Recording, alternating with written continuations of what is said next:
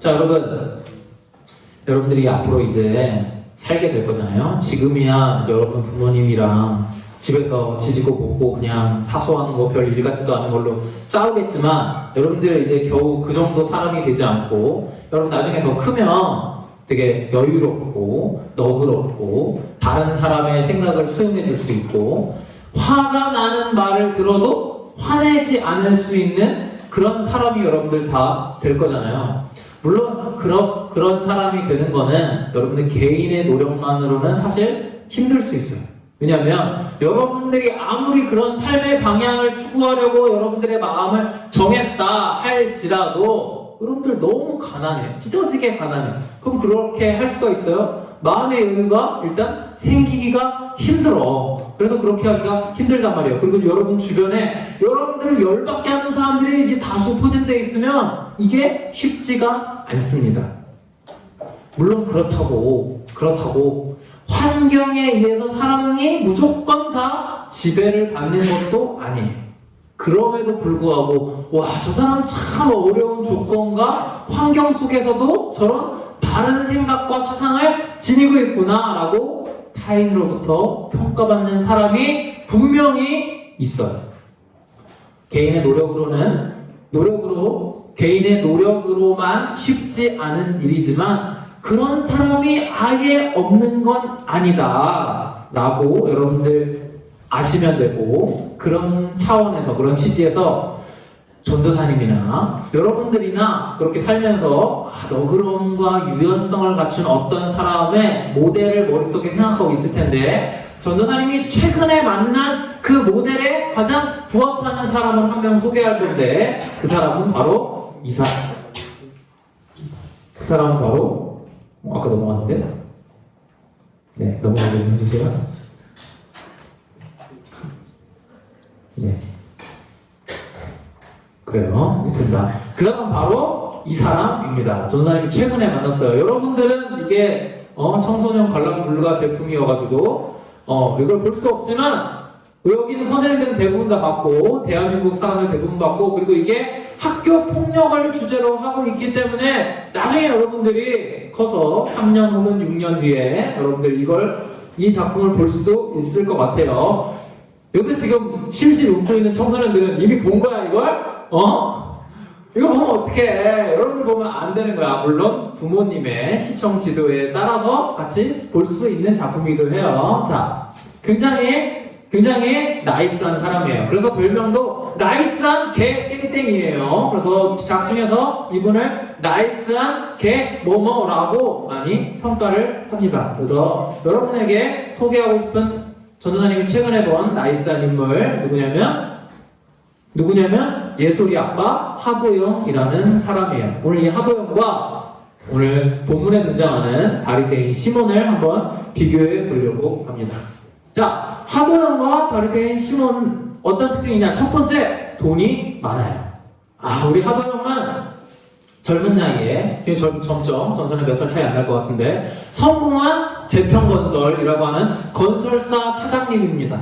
자, 그리고 바리새인 시몬도 예수님을 자기 집에 초대할 정도로 어느 정도 먹고 사는 사람이었어요. 물론 누가 더 돈이 많냐라고 객관적으로 평가했을 때는 당연히 하도영이라는 인물이 돈이 더 많겠지만, 어쨌든 이 두 사람의 공통점은 돈이 어느 정도 많다, 경제적으로 여유가 있다라고 하는 특징을 가지고 있고, 두 번째는 예의가 바릅니다. 우리 하도영, 우리 나이스한 이 분은 누구에게나, 심지어 자기 자동차를 운전하는 그 기사에게까지 존댓말을 쓰는 굉장히 예의 바른 사람이에요.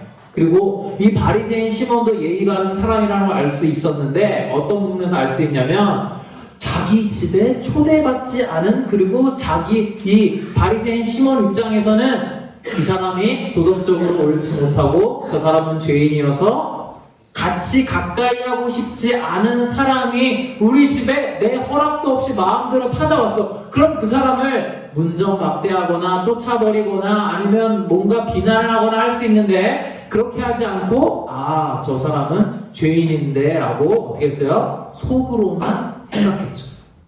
속으로만 생각했어요. 누구에게 이야기하지 않았어요. 이런 걸 봤을 때 상당히 예의가 바르고 격식을 잘 차리는 사람이라는 사실을 우리는 알 수 있습니다. 세 번째는 성실함이에요. 우리 재평건설 사장님 하도영 씨는 직원들로부터 굉장히 존경을 받는 사람이었거든요. 자, 마찬가지로 우리 바리새인 시몬은 이 예수님이 선지자로서 다른 사람에게 존경받는 사람으로서 죄 많은 사람, 죄 많은 이 어떤 여성을 가까이 하는 걸 옳지 않다고 생각했어. 그 옳지 않다는 건 뭐야?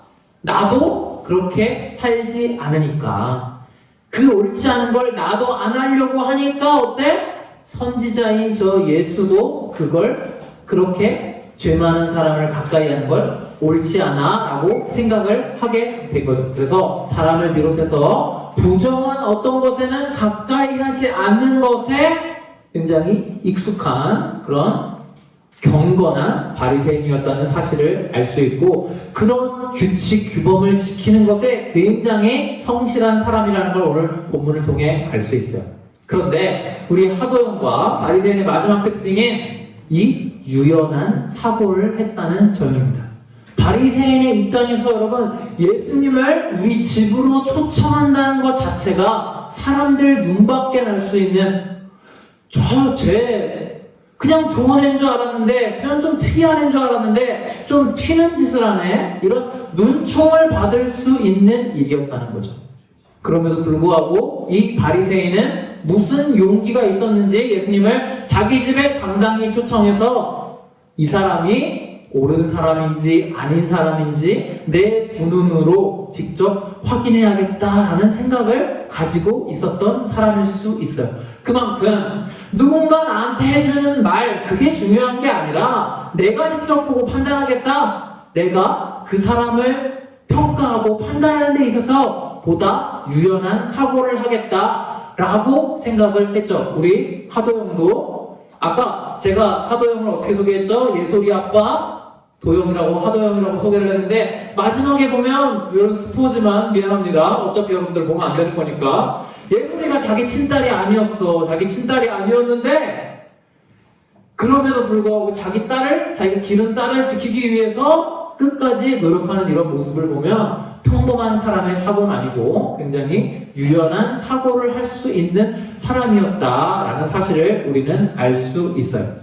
그냥 우리가 바리새인이라고 그 사람의 소개가 붙어 있으니까 바리새인을 우리가 알기로는 그냥 율법적인 사고를 하고 예수님의 적이었던 사람이야, 이 정도로 그냥 생각하고 넘어가기 쉽지만, 사실 유대 사회의 바리새인은 굉장히 넓은 스펙트럼을 보유하고 있는 집단이었다, 우리는 그렇게 생각할 수 있습니다. 만약에 우리가 어떤 0.1%의 재벌, 0.1%의 어떤 힘 있는 사람들을 당시로 따졌을 때는 사두개인이다 이렇게 볼 수 있다면, 그 외에 평범한 사람들, 그 외에 일반적인 사람들, 그런 사람들은 우리가 다 바리새인이다라고 성경에 쓰여 있다, 우리가 이렇게 생각하면 좋아요. 바리새인 중에는 꽤나 진보적인 생각을 가지고 있는 사람들도 있었을 거고, 바리새인 중에는 꽤나 보수적인 생각을 가지고 있는 사람들도 있었을 거예요. 그래서 그 모든 사람들이 어우러져서 무엇을 형성했다? 유대인 사회를 형성했어요. 그래서 우리가 바리새인이라고 하면 그냥 율법적인 사람들이야, 바리새인이라고 하면 다 예수의 적이야, 이렇게 생각해야 되는 게 아니라, 바리새인 하면 평범한 1세기의 유대인이다 이렇게 생각하면 오히려 이해가 더 쉽습니다. 그리고 그게 더 사실에 가까운 거예요. 당시에 예수님은 죄인들과 세리와 먹는 자, 죄인들과 세리와 자기의 욕망과 욕심대로 마음껏 먹는 사람, 절제함이 없는 사람이라고 바리새인들로부터, 평범한 1세기 유대인들로부터 평판이 그렇게 형성되어 있었습니다. 죄인이나 혹은 세리, 이런 사람들에게는 예수님을 초청해서 예수님과 함께 시간을 보내야 되는 어떤 목적이 분명 있었을 거예요.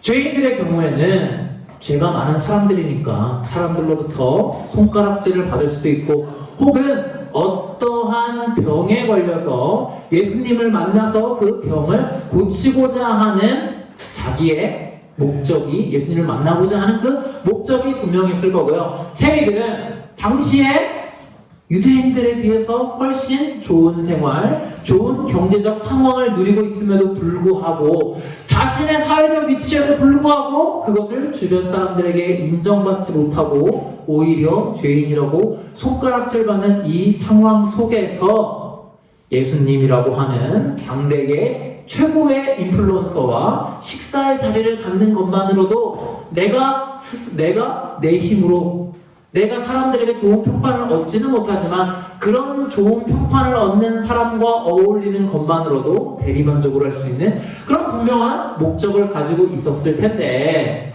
오늘 이 바리새인 시몬에게는 그런 목적이 없어 보여요.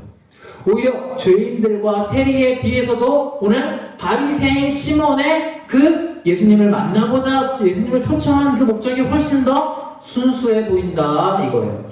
오히려 그리고 지금 예수님을 초청해서 바리새인 이 시몬이 얻는 것보다는 잃는 것이 더 많았을 거다.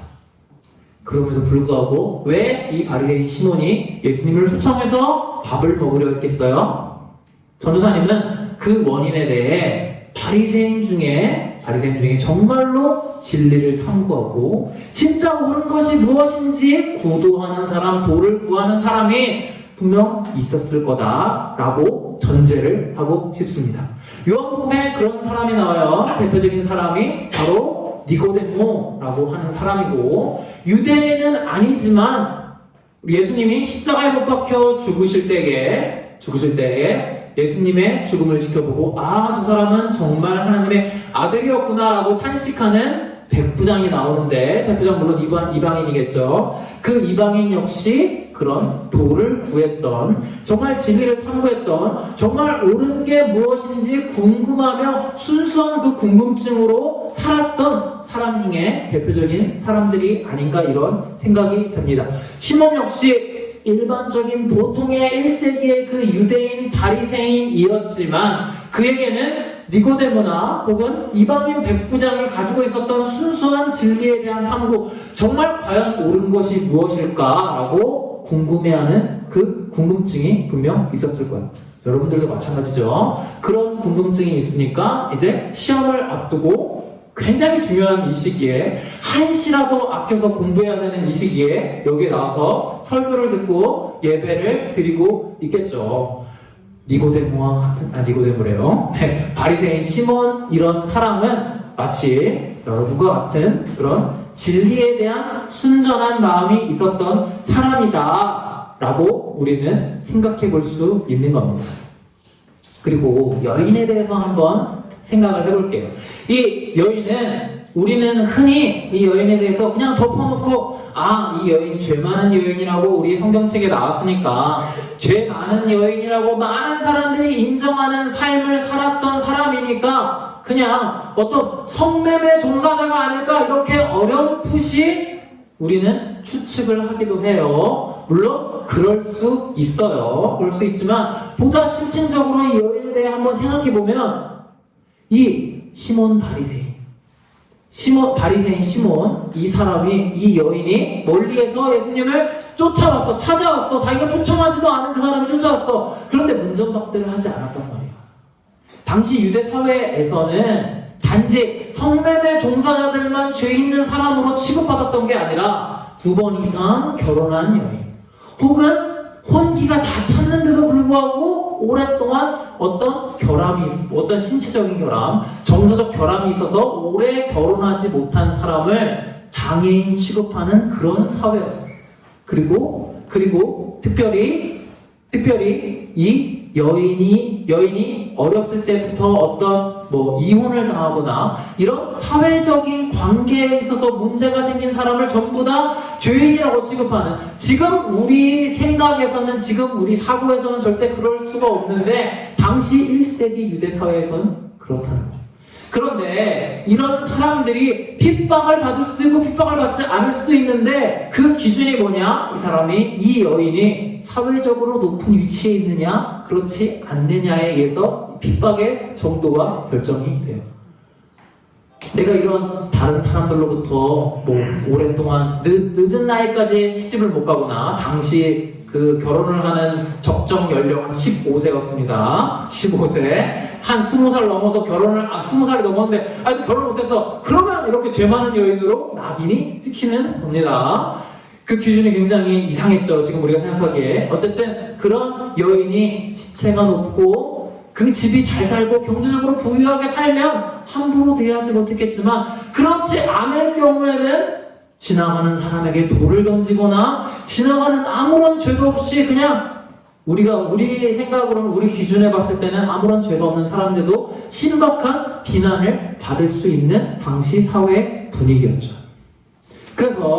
그런데 지금 이 시몬이 이 여인을 문전박대하지도 않고 딱히 어떤 린치를 가하지도 않았던 상황을 보면 이 여인은 우리가 생각하는 것보다 조금 지체 높은 사람일 수도 있다고 우리는 예상을 할 수가 있습니다. 두 번째는 시몬이 우리 어머니 마리아의 남편인 요셉이 어머니 마리아가 요셉과 결혼을 하기도 전에 임신을 한 사실을 알고 조용히 끊고자 했다라고 하는 표현이 우리 성경에 나오죠. 그런 것처럼 시몬이 이 여인에 대해서 비난하고 그리고 자기 집에 초대받지 않은 손님이니까 내쫓을 수 있음에도 불구하고 그 여인을 집으로 들이고 자기가 초청한 메인 게스트인 예수님과 접촉하는 것을 허락했다는 것으로 볼 때 우리는 이 시몬의 성품이 우리가 생각하는 것보다 훨씬 유연하다, 너그럽다라고 평가를 할 수 있는 거예요.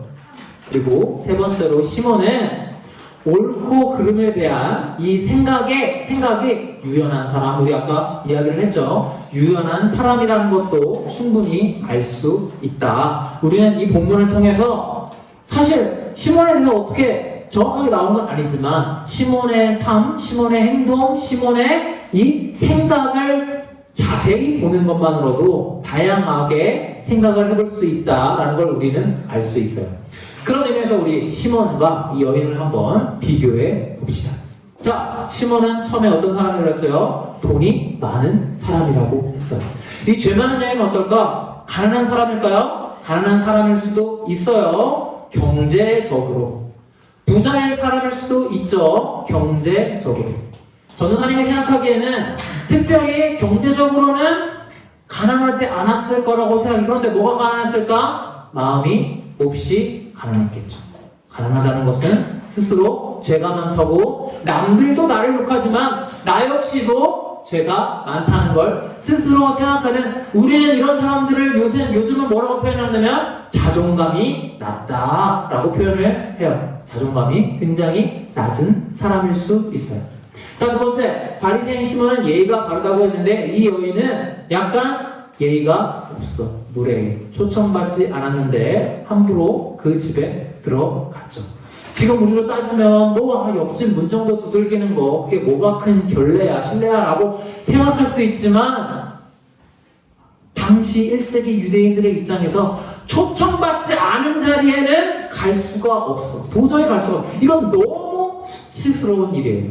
그런 자리에 간다는 것 자체가 상상도 할 수 없는 일이에요.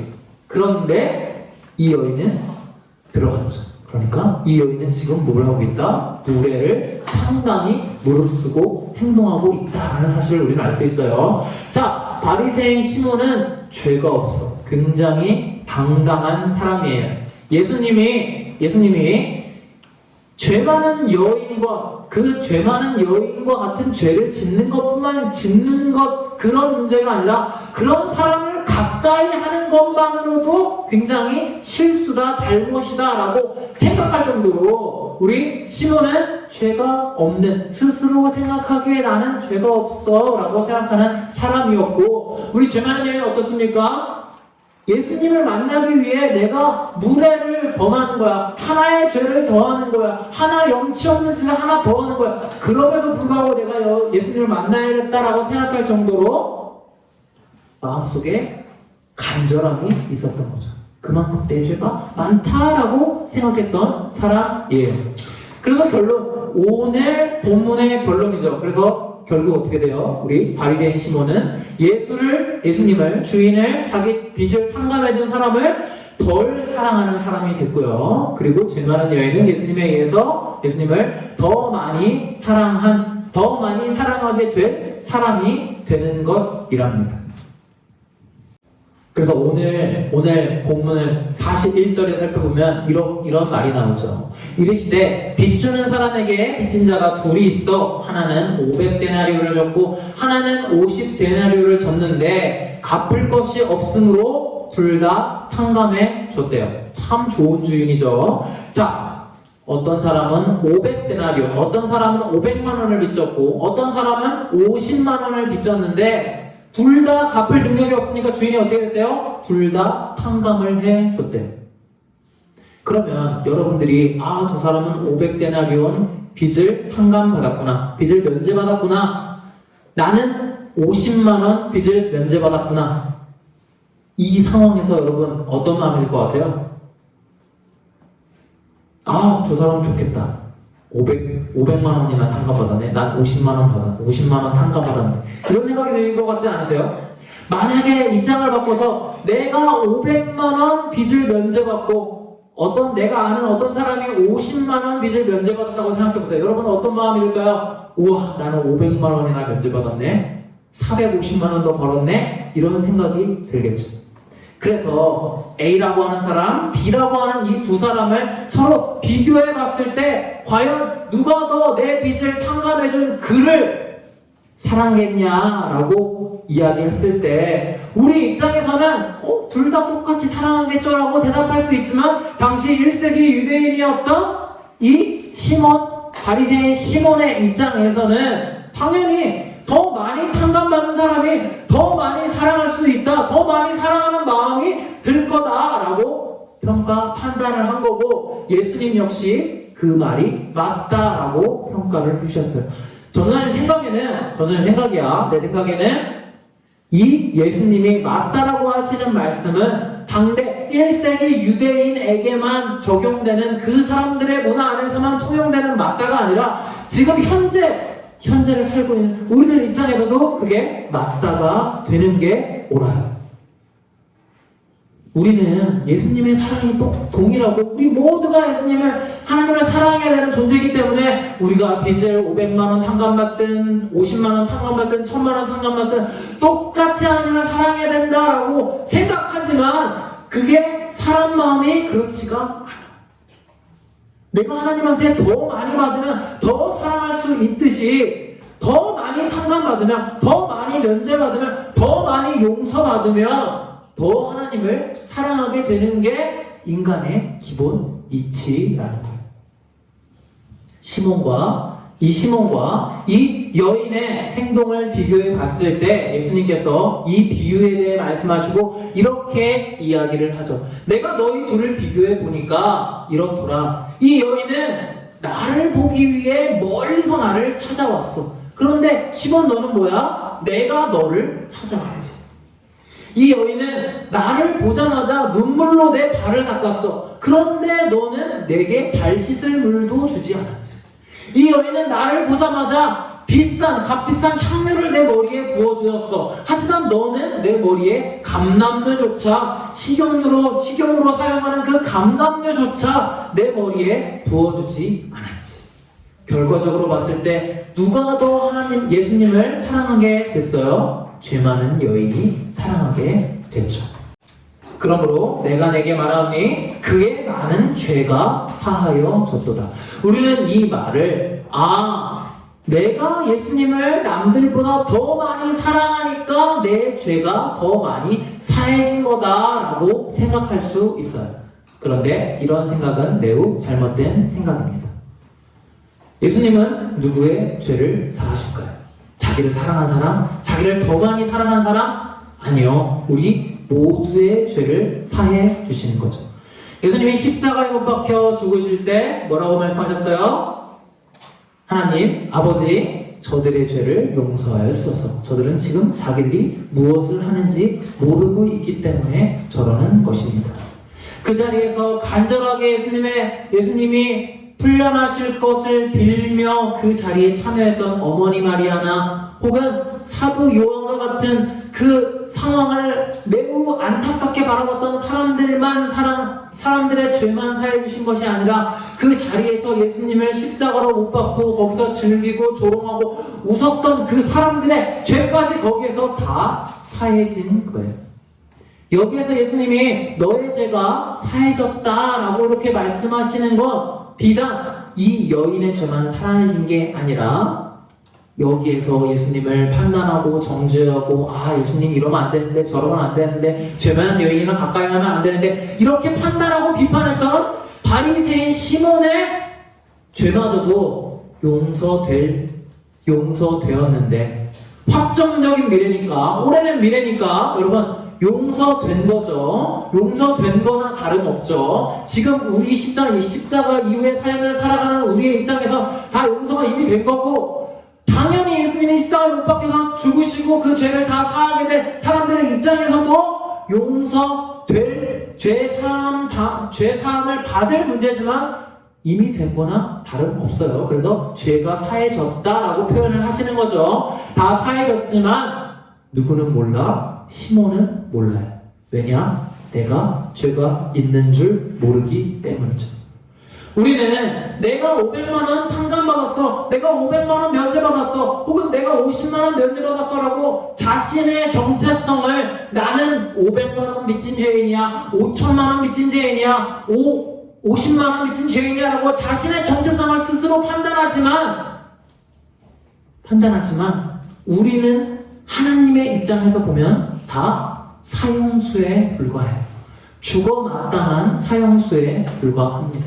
내가 1명을 죽였든 100명을 죽였든 1000명을 죽였든 이미 사형을 당해야 될 그 사형수의 삶을 살아가고 있는 거라고.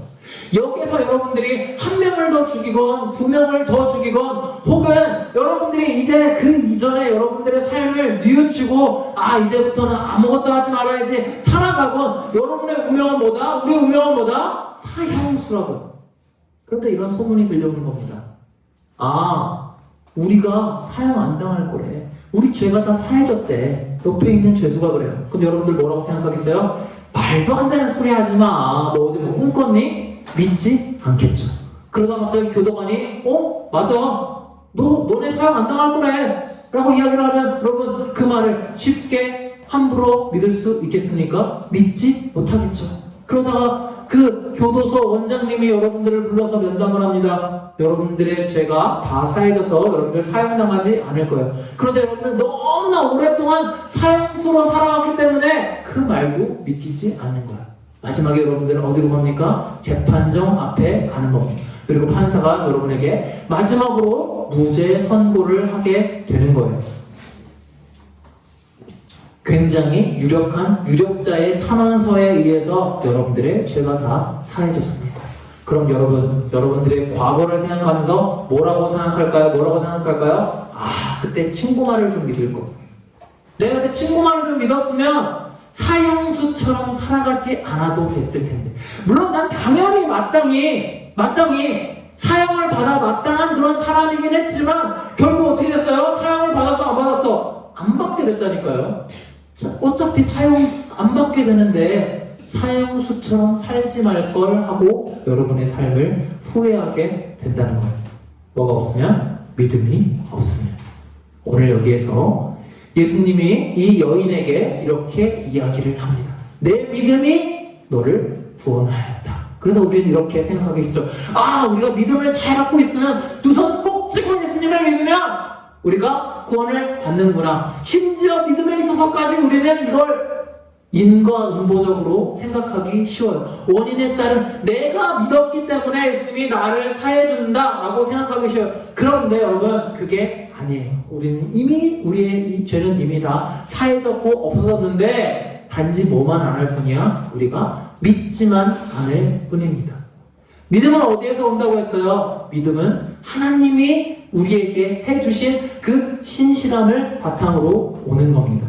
내가 두 손 꼭 쥐고 믿어야지 해서 믿어지는 게 아니라 상대방이 나로 하여금 나를 믿게 해야 믿음이 생기고 그걸 우리는 믿는다고 하죠. 여러분들이 여러분 부모님에게 신뢰를 줘야 여러분 부모님들이 여러분을 믿을 거 아니에요. 맨날 도서관 간다고 해놓고 PC방 가는데 여러분 부모님이 여러분을 어떻게 믿어? 못 믿지. 그래서 내 믿음이 너를 구원했다라고 하는 것은 예수님이 보여주신 그 모습의 근거에서 그리고 이 여인과 나눴던 대화 그리고 많은 그 일들을 통해서 우리가 하나님과 우리의 관계를 확신하고 하나님이 우리의 죄를 사해 주셨구나라고 믿는 겁니다. 저는 여러분들이 죄수의 말만 듣고 저와 같은 여러분들과 같은 죄인인 죄수의 말을 듣고 여러분들이 사형을 더 이상 당하지 않아도 된다라는 말을 믿을 수 있는 사람이 되었으면 좋겠어요.